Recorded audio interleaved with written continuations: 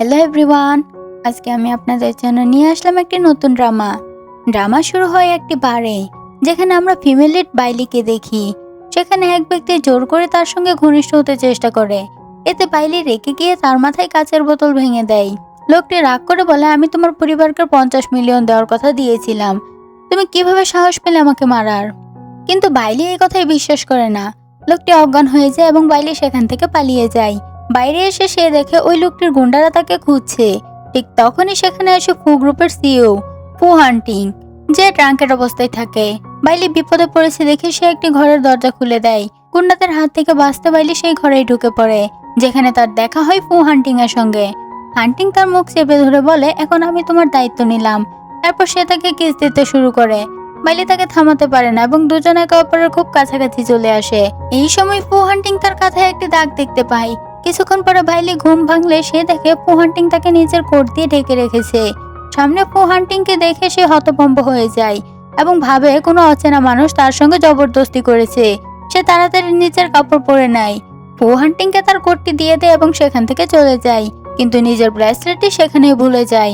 এরপর দৃশ্য বদলে যায় বাইলির বাড়িতে, যেখানে তার স্টেপ সিস্টার বাইওয়ান ওই লোকটির সঙ্গে ফোনে কথা বলছিল।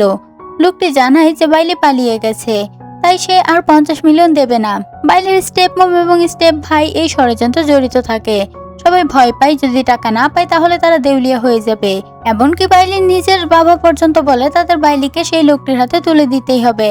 বাইলি এসব কথা শুনে ফেলে এবং ভেঙে পড়ে। তার বুঝতে দেরি হয় না যে তার পরিবারই তাকে ফাঁসাতে চেয়েছিল, যাতে সে তার মায়ের সম্পত্তি থেকে দূরে সরে যায়। কাঁদতে কাঁদতে সে ভেতরে যায় এবং বাবাকে জিজ্ঞেস করে, আমি কি আপনার মেয়ে নই? ঠিক তখন কিয়ান তাকে দেখে এবং তার গলায় দাগ দেখে বলে, তুই কার সঙ্গে শুয়ে এসেছিস? বাইলি তাকে থাপ্পড় মারে এবং চিৎকার করে বলে, তুই তো আমাকে ওই লোকটার কাছে পাঠিয়েছিলি। কিন্তু তার ভাই কিয়ানের পক্ষ নেয়। বাইলি পুরোপুরি ভেঙে পড়ে। রাগে তার বাবা তাকে থাপ্পড় মারে। তখন বাইলি বলে, মেরে ফেলো আমাকে। যাই হোক, কোম্পানিটা তো মায়ের নামেই ছিল, আর তুমি শুধু বেনিফিশিয়ারি হয়ে বসে আছো।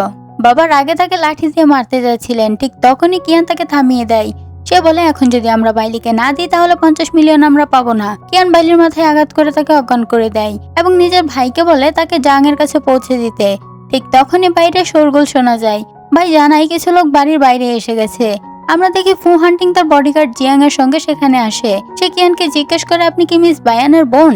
এরপর সে নিজের পকেট থেকে সেই ব্রেসলেটটি বের করে, যেটা বাইলি সেখানে ফেলে গিয়েছিল। সে বলে, আজ এই ব্রেসলেটের মালিক আমাদের প্রেসিডেন্টের প্রাণ বাঁচিয়েছে, আর প্রেসিডেন্ট আদেশ দিয়েছেন যে এই ব্রেসলেট পাবে তাকে 1 বিলিয়ন দেওয়া হবে। এই কথা শুনে কিয়ানের মনে লোভ জেগে ওঠে। সে ভাবে তার মানে বাইলি প্রেসিডেন্টের সঙ্গে ছিল। কিয়ান জিয়াংকে বলে তার টাকা লাগবে না। তখন জিয়াং জানায় যদি টাকা না নেই তাহলে প্রেসিডেন্ট আগামীকাল তাদের এঙ্গেজমেন্ট ঘোষণা করবেন, সেই সঙ্গে 1 বিলিয়নের গিফট দেবেন। এটা শুনে কিয়ান আর তার পরিবার হতবাক হয়ে যায়। মা তাকে বোঝায় নিজের পরিচয় লুকিয়ে রাখতে, যাতে ফু হান্টিং কখনোই বাইলিকে চিনতে না পারে। দৃশ্য বদলে যায়। 9 মাস পর বাইলি হাসপাতালে তার সন্তানের জন্ম দেয়। কিন্তু ঠিক তখনই কিয়ান বডিগার্ডদের নিয়ে সেখানে পৌঁছে যায়। সে নার্সের কাছ থেকে শিশুটিকে ছিনিয়ে নেয় এবং বাইলিকে বলে, তুই তো মৃত বাচ্চা জন্ম দিয়েছিস, আমি তাকে কবর দিতে নিয়ে যাচ্ছি। গার্ডরা চারদিকে কেরোসিন ঢেলে চলে যায়। নার্স বাইলিকে সাহায্য করে এবং তাকে বাইরে নিয়ে যায়। বাইলি ধীরে বলে, আমার মনে হচ্ছে আমার পেটে এখনো আরেকটা বাচ্চা আছে। এখানেই দৃশ্য কাট হয়। 6 বছর পর এখন বাইলির 4টি সন্তান, যারা সবাই বুদ্ধিমান এবং নিজের পয়সায় দক্ষ।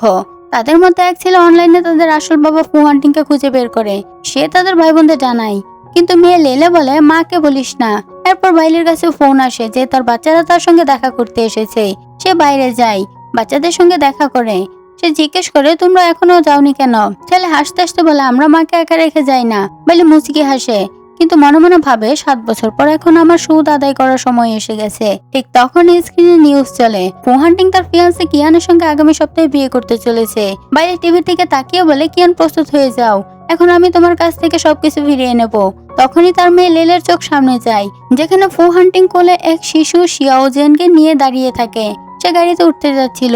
ঠিক তখনই লেলে তার কাছে গিয়ে বলে, ভাইয়া তুমি তো ছবির থেকেও বেশি হ্যান্ডসাম। ফু হান্টিং হেসে চশমা খুলে বলে, তুমি বোধহয় আমাকে অন্য কেউ ভেবে নিয়েছো, আমি তোমার ভাই নই। ঠিক তখনই শিয়াওজেন লেলেকে সিস্টার বলে ডাকতে শুরু করে। এতে লেলে মুচকি হেসে বলে, হ্যাঁ আমরা দুইজন ভাই বোন, তাই তো দেখতে একরকম। ফু হান্টিং এর কাছে লেলেকে খুবই মিষ্টি লাগে। সে মনে মনে ভাবে, এই মেয়েটাকে আমার এত চেনা চেনা লাগছে কেন। লেলে শিয়াওজেনকে বলে, চলো আমার বাড়ি, আমাদের পরিবারে অনেক মানুষ আছে।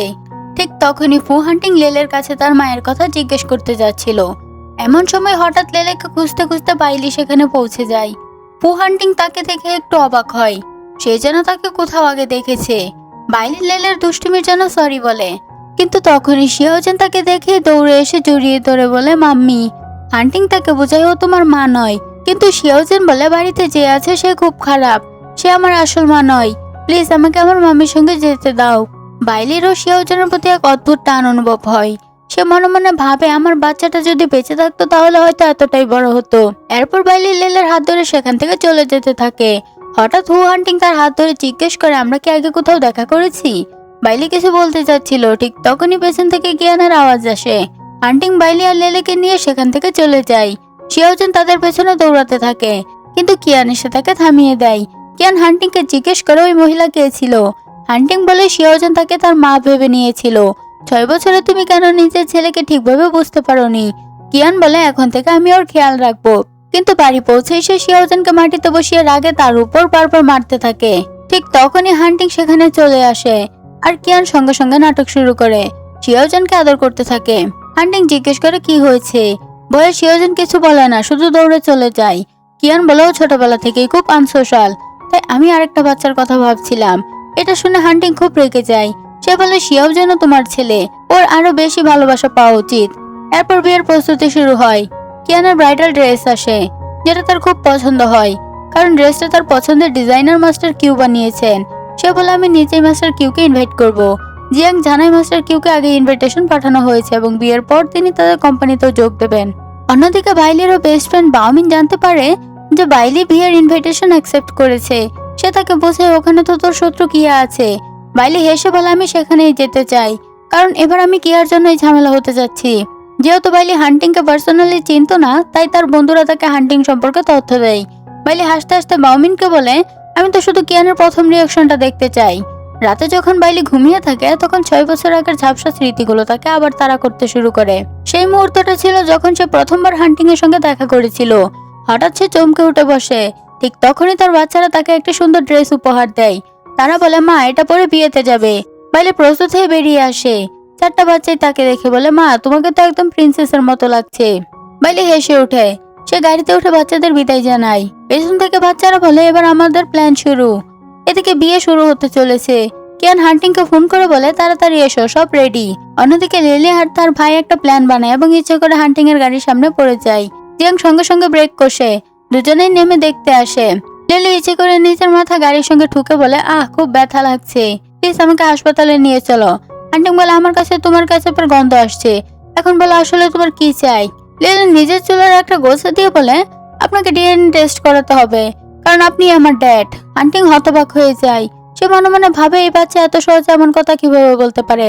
7 বছর ধরে তো আমি কিয়ানের সঙ্গে আছি, তাহলে কিয়ানই সেই মেয়ে নয় যার সঙ্গে আমার 7 বছর আগে দেখা হয়েছিল। সে লেলেকে খুলে তুলে নিয়ে জিজ্ঞেস করে তোমার মা কোথায়। লেলে উত্তর দেয় তিনি তো আপনাদের ওয়েডিং এ এসেছেন। এখানে দৃশ্য কাট হয়। কিয়ান ব্রাইডাল ড্রেস পরে দাঁড়িয়ে থাকে। তার বন্ধুরা তার প্রশংসা করছে, কি সুন্দর ড্রেস, মাস্টার কিউর কাজ অসাধারণ। কিন্তু তখনও কেউ মাস্টার কিউকে দেখেনি। ঠিক তখনই সেখানে বাইলির এন্ট্রি হয়। তাকে দেখে কিয়ান রাগে ফেটে পড়ে। সে ভাবে এই বাইলি এখনো বেঁচে আছে। কিয়ান তার কাছে গিয়ে থাপ্পড় মারতে যাচ্ছিল, কিন্তু বাইলি তার হাত ধরে উল্টো তাকে থাপ্পড় মারে। বাইলি বলে 6 বছর পর দেখা হওয়ার রিটার্ন গিফট এটা। কিয়ান গার্ডদের ডেকে বলে ওকে এখান থেকে বের করে দাও। বাইলি হেসে বলে যে ড্রেসটা তুমি পরে আছো সেটা আমার ডিজাইন করা, আর আমাকে বের করে দিচ্ছ।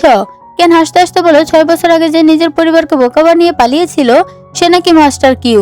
বাইলি শান্তভাবে বলে ইনভিটেশন কার্ড দেখায়, যেখানে তার নাম লেখা থাকে। কিয়ান রাগে কার্ড ছিঁড়ে ফেলে এবং সবাইকে বলে এই মেয়েটা নকল, 6 বছর আগে সে কারোর সঙ্গে পালিয়ে গিয়েছিল। ঠিক তখনই হান্টিং লেলিকে কুলে তুলে নিয়ে সেখানে আসে। বাইলি জিজ্ঞেস করে লেলি তুমি এখানে কি করছো। লেলি নিষ্পাপ ভাবে বলে আমি আপনার জন্য ড্যাডি খুঁজতে এসেছি। সবার সামনে হান্টিং হেসে ওঠে। কিয়ান তবুও বাইলির বিরুদ্ধে কথা বলতে থাকে, কিন্তু হান্টিং তার কথাই কান দেয় না। সে বাইলির দিকে তাকিয়ে বলে আমি জানতাম না তুমি মাস্টার কিউ। বাইলিও হেসে জবাব দেয় আমি জানতাম না আমার বোনের ফিয়ান্সে আমার ফিউচার বস। কিয়ানের বন্ধুরা ফিসফিস করে বলে তাহলে এই মাস্টার কিউ, ও তো পালায়নি, বিদেশে পড়াশোনা করেছিল। কিয়ান বলে ঠিক আছে এখন আমাদের বিয়ের সময় হয়ে যাচ্ছে। বাইলি হেসে বলে তুমি ঠিকই বলেছ, আর আমি তোমার জন্য একটা গিফটও এনেছি। সে তার ফোনে ক্লিক করে আর সবাই মোবাইলে একটা ভিডিও চলতে শুরু করে, যেখানে কিয়ানের অন্য ছেলেদের সঙ্গে বসে ড্রিঙ্ক করছে এবং আনন্দ করছে। এই ভিডিওটা দেখে সবাই হতবাক হয়ে যায়। হান্টিং রেগে ফেটে পড়ে। কিয়ান বলে সবই ফেক, কিন্তু হান্টিং তার কথা বিশ্বাস করে না। কিয়ান আবার বাইলিকে মারতে গেলে বাইলি তার হাত ধরে ফেলে এবং বলে এটা তোমার সব খারাপ কাজের জবাব। তারপর সে একের পর এক কিয়ানকে থাপ্পড় মারতে থাকে। এরপর লেলার হাত ধরে সে সেখান থেকে চলে যেতে শুরু করে। হান্টিং পেছন থেকে তাকে থামায়। ঠিক তখনই তার নজর যায় বাইলির কাঁধে, যেখানে ঠিক সেই দাগটা ছিল যেটা সে 6 বছর আগে দেখেছিল। ভিড়ে থাকার কারণে হান্টিং বলে সে একা কথা বলতে চায় আর বাইলিকে সেখান থেকে পাঠিয়ে দেয়। অন্যদিকে কিয়ান রাগে প্রায় পাগল হয়ে যায় এবং নতুন একটা চাল চালানোর সিদ্ধান্ত নেয়। এদিকে শিয়াওজন বাইলির পেছনে দৌড়াতে দৌড়াতে বাইরে আসে। বাইলি যখন গাড়িতে উঠতে যাচ্ছিল তখনই একটা গাড়ি খুব জোরে শিয়াওজনের দিকে ছুটে আসে। বাইলি দৌড়ে গিয়ে তাকে ধাক্কা দিয়ে বাঁচায়, কিন্তু নিচে ধাক্কা খেতে যাচ্ছিল। ঠিক তখনই হান্টিং দৌড়ে এসে বাইলিকে ধরে ফেলে। সেই মুহূর্তে দুজনের মধ্যে হঠাৎ একটা অ্যাক্সিডেন্টলি কিস হয়ে যায়। বাইলির সঙ্গে সঙ্গে সরে যায়। হান্টিং শিয়াওজনকে ধরে বলে এখান থেকে চলে যাও। বাইলি বলে ভুলটা বাচ্চার নয়, তার বাবার, যিনি ওর দিকে ঠিকমতো খেয়াল রাখেন না। তারপর সে খুব আদর করে শিয়াওজনকে বুঝায়। এটা থেকে হান্টিং মনে মনে ভাবে শিয়াওজন ওর কথা এত মন দিয়ে শুনছে, এদের মধ্যে কি কোনো রক্তের সম্পর্ক আছে? যাওয়ার সময় লেলে শিয়াওজনকে নিজের ঘড়ি দিয়ে বলে যে কোনো সময় আমাকে ফোন করতে পারো। হান্টিং বাইলিকে বলে যেন সে পরদিন সময় মতো চাকরিতে যোগ দেয়।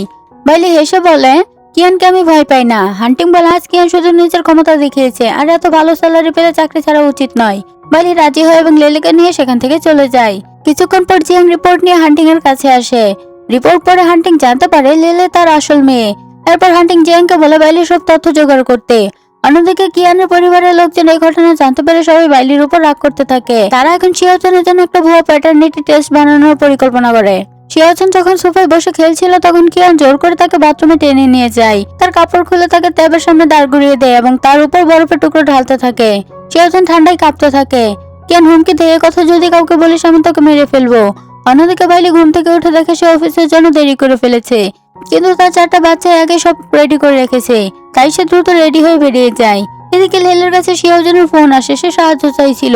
অন্যদিকে বাইলি লিফটে উঠে, লিফট ওভারলোড হয়ে যায়। ঠিক সেই কোম্পানিতে ডিজাইন হেড লিও এক বুড়ো লোকের হাত থেকে খাবারের ব্যাগ ছুঁড়ে ফেলে তাকে বাইরে ধাক্কা দেয়। বাইলি তাকে বাধা দিয়ে বলে এভাবে খারাপ ব্যবহার করবেন না।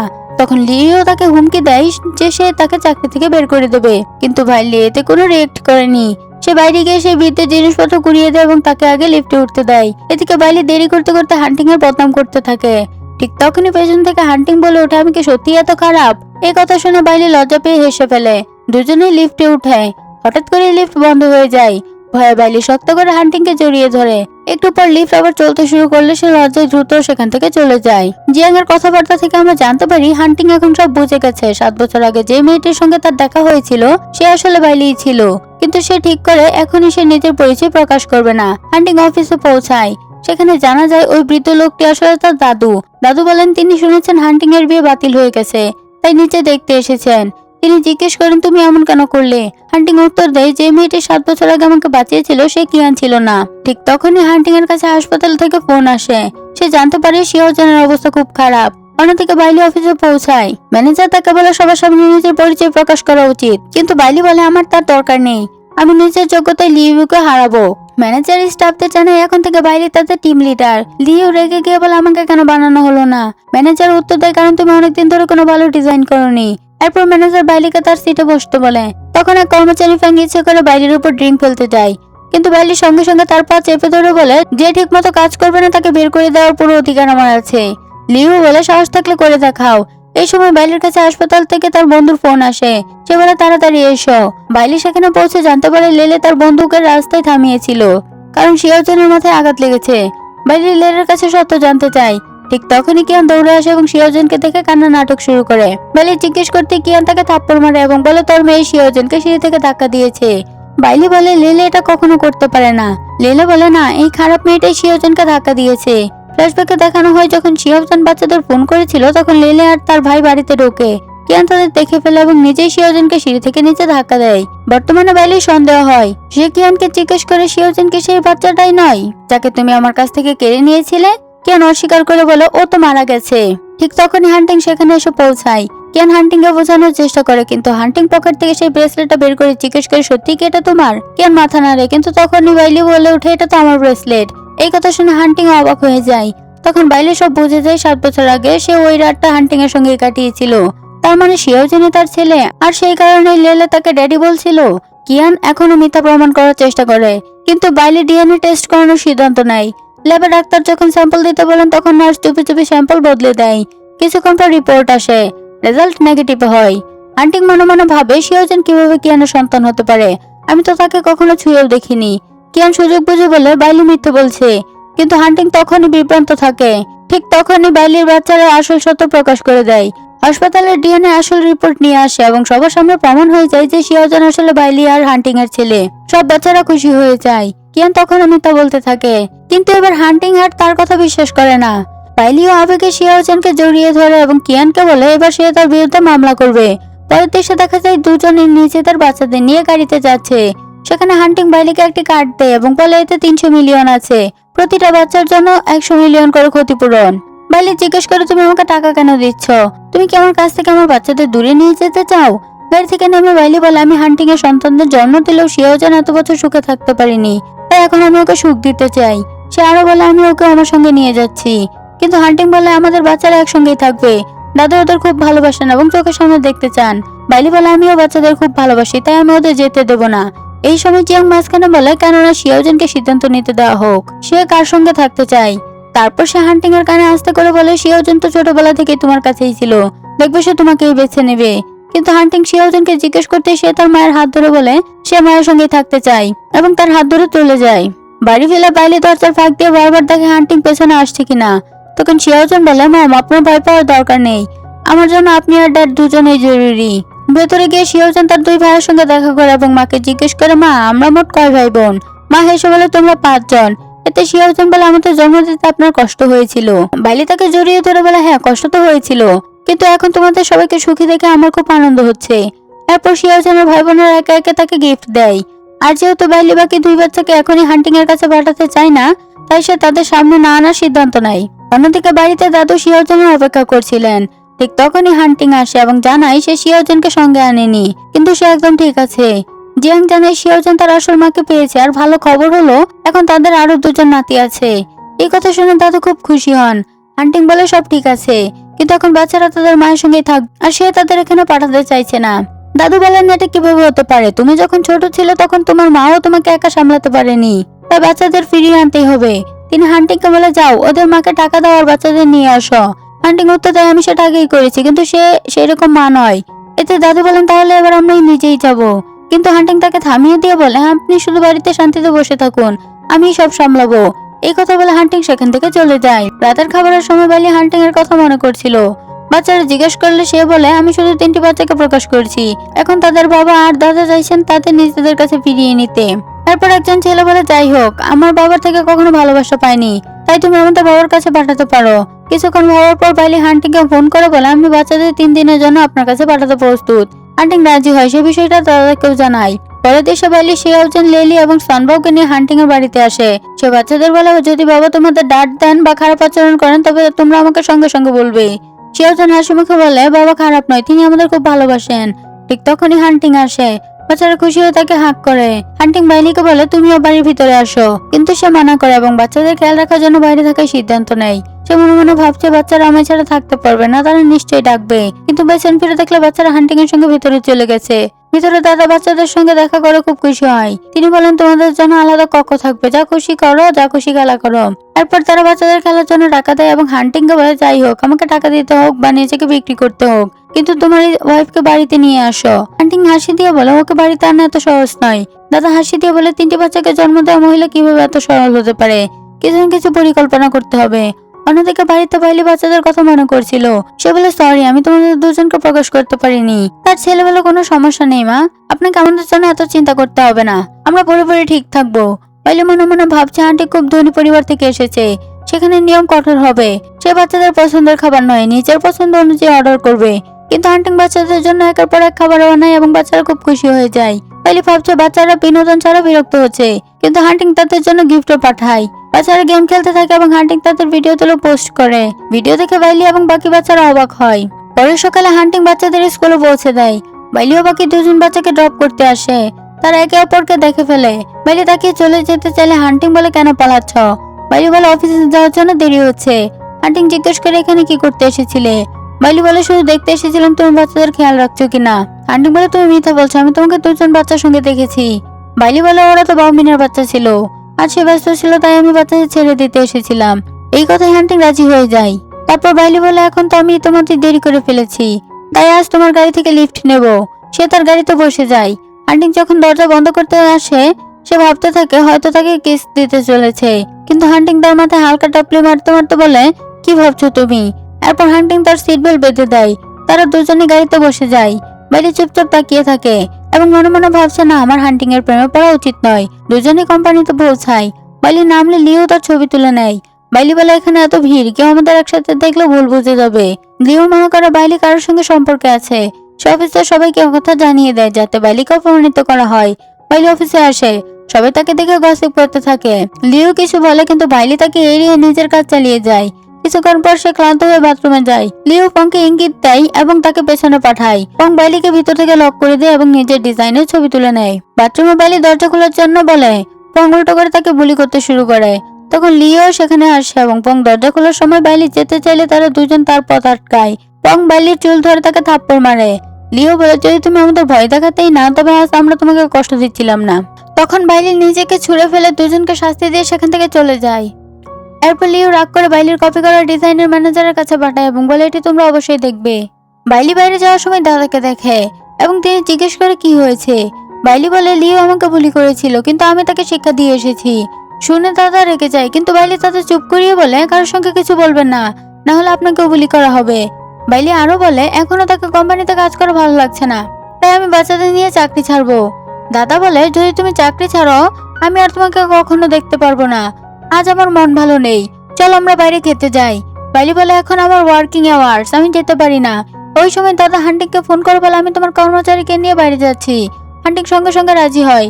যাওয়ার আগে বাইলি ম্যানেজারকে তার ডিজাইন ড্রাফট পাঠিয়ে দেয় এবং তারপর চলে যায়। অন্যদিকে অফিসে হান্টিং জিয়াংকে বলে, দাদা কোথায় গেছে এবং কার সঙ্গে গেছে তা খুঁজে বের করো। এদিকে বাইলি দাদাকে এক জায়গায় কফি খাওয়ায়, কিন্তু দাদার সেই স্বাদটা মোটেও ভালো লাগেনি। তিনি বলেন, আমার তো চা ভালো লাগে। বাইলি তাকে এক স্টলে চা এবং টোস্ট খাওয়ায়। আলাপের সময় দাদা বলেন, আমি বাইলির পরামর্শ অনুযায়ী করেছি। আমি আমার বৌমার জন্য অনেক উপহার পাঠিয়েছি।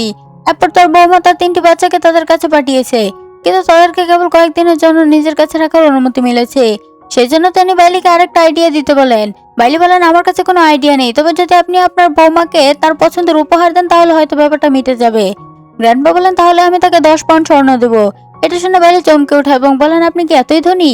গ্র্যান্ডপা জানান, আসলে এই টাকা আমার নাতির কাছে আছে, তাই আমি এটি বলছি। বাইলি বলে, তাহলে আপনাকে সত্যিই স্বর্ণ দিতে হবে। ঠিক তখন হান্টিং সেখানে এসে বাইলিকে দেখেন এবং একটু অবাক হয়ে যান। এদিকে বাইলি ম্যানেজারের ফোন পেয়ে সেখান থেকে চলে যান। হান্টিং গাড়ি থেকে নেমে গ্র্যান্ডপার কাছে গিয়ে বলেন, আপনি যেন হঠাৎ করে এখানে খাবার খেতে না যান। গ্র্যান্ডপা হাসতে হাসতে বলেন, এখন তুমি এখানে এসে গেছো, তাই তোমারই উচিত তোমার বউয়ের জন্য 10 পাউন্ড স্বর্ণ কেনা।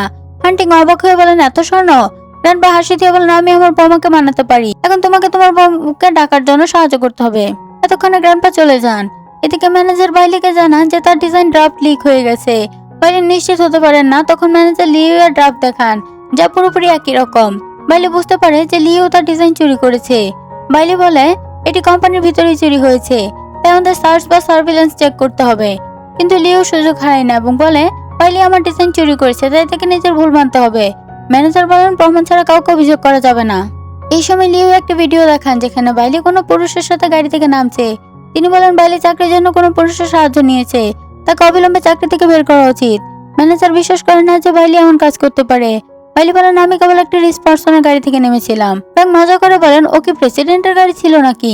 লিও হাসতে হাসতে বলে, প্রেসিডেন্ট বাইলি ধরনের মেয়েকে কেন পছন্দ করবে? ম্যানেজার জানান, কোম্পানির ক্যামেরা ভাঙা, তাই কিছু প্রমাণ করা যাবে না। তখন বাইলি বলে, এটা যদি লিও এর ডিজাইন হয় তাহলে তাকে এক্ষুনি একই ডিজাইন বানাতে বলুন। যদি সে ঠিকঠাক বানাতে পারে আমি আমার ভুল স্বীকার করব। লিও রেগে কাগজ ছিঁড়ে ডিজাইন বানানো শুরু করে, কিন্তু তার ডিজাইন মনে পড়ে না। অনেকক্ষণ পরে তিনি কিছুটা বানিয়ে ম্যানেজারের কাছে দেন। ম্যানেজার বলে, ডিজাইন পুরোপুরি ঠিক আছে। বাইলি দেখে বলেন, হ্যাঁ, দেখতে একই রকম। এবার লিও বাইলিকে ক্ষমা চেয়ে বলেন যে তিনি নিজে চাকরি ছেড়ে দিন, কিন্তু বাইলি বলেন, আমি ক্ষমা চাইবো না, লিওকে কোম্পানি থেকে বের করা হোক। ম্যানেজার বলেন, প্রমাণ ছাড়া এটা সম্ভব নয়, তাই তদন্ত টিমকে এটি যাচাই করতে হবে। সবাই বাইলিকে দোষী মনে করতে থাকেন। ঠিক তখনই হান্টিং এসে ঘোষণা করেন যে চাকরি থেকে লিওকে বের করা হবে। লিও বলেন, বাইলি আমার ডিজাইন চুরি করেছে এবং একটা ভিডিও দেখান যেখানে বাইলি কোনো ওয়াইল্ড ম্যানের সঙ্গে দেখা যাচ্ছে। হান্টিং বলেন, যে ওয়াইল্ড ম্যানের কথা তুমি বলছো সেটি আমি নিজেই। সকালে অবাক হয়ে যায়। তারপর বাইলি হান্টিং এ তার ড্রাফট দেখায়। হান্টিং বলেন, লিও বাইলির ডিজাইন কপি করেছে। সবাই বিশ্বাস করতে পারছে না। তখন হান্টিং জানায়, বাইলি সবসময় তার ডিজাইনে একটা সিক্রেট লোগো বানায়, যা মাস্টার কিওর চিহ্ন, কিন্তু লিও কপি করার সময় তা ভুলে গেছে। এতে প্রমাণ হয় যে লিও ভুল করেছিল। হান্টিং সবাইকে জানান, যারা মনে করে বাইলি কোনো কারো সাহায্য চাকরি করছে তারা ভুল ভাবছে। যার ডিজাইন $1,000,000 বিক্রি হয় সেটি আসলে মাস্টার কি, এবং এই মহিলা হলেন আমি, যাকে চাই। সবাই অবাক হয়ে যায়। এরপর হান্টিং সকলের সামনে বাইলিকে কিস করে। বাইলি বাড়িতে বসে সেই কিসের কথা মনে করে হান্টিংকে নিয়ে রেগে যায়। তখন তার সন্তানরা জিজ্ঞেস করে, মা কি হলো? বাইলি তাদের সব ঘটনা বলে দেয়। সন্তানরা বলে, আমরাও ড্যাডের সাথে দেখা করতে চাই। বাইলি বলেন, দুনিয়ায় হান্টিং ছাড়া অনেক মানুষ আছে, তাই তাকে নিয়ে বেশি চিন্তা করো না। ঠিক তখন তার এক ছেলে বলে, তাহলে আপনাকে বাউমিনের ভাইকেও অ্যাকসেপ্ট করতে হবে, আমাদের জন্য সেও চলে যাবে। কিন্তু বাইলি তারা এই আইডিয়াটা একেবারে পছন্দ করে না। ঠিক তখন দরজার ঘন্টা বাজে। হান্টিং চিৎকার করে বলে, দরজা খুলো। সন্তানরা দৌড়ে দরজা খোলার জন্য যায়, কিন্তু বাইলি তাদের থামিয়ে নিজে দরজা খোলার জন্য এগিয়ে যায়। সে হান্টিংকে ভিতরে ঢুকতে দেয় না এবং বলে, আমাকে একটু পরিষ্কার করতে হবে, পরে ভেতরে এসো। এটি বলে সে দরজা বন্ধ করে দেয়, শিশুদের বেডরুমে লুকানোর জন্য পাঠায় এবং তারপর আবার দরজা খুলে। বাইলিকে এতটা নার্ভাস দেখে হান্টিং সন্দেহ পায়, কিন্তু বলেন, তুমি কি কোনো পুরুষকে এখানে লুকিয়েছো? তারপর জোরপূর্বক ভিতরে ঢুকে সব জায়গায় চেক করতে শুরু করে, কিন্তু কিছুই পায় না। তিনি সোফায় বাইলির কাছে বসেন এবং তাকে কাছে টেনে ধরে বলেন, গ্র্যান্ডপা তোমার জন্য কিছু পাঠিয়েছেন।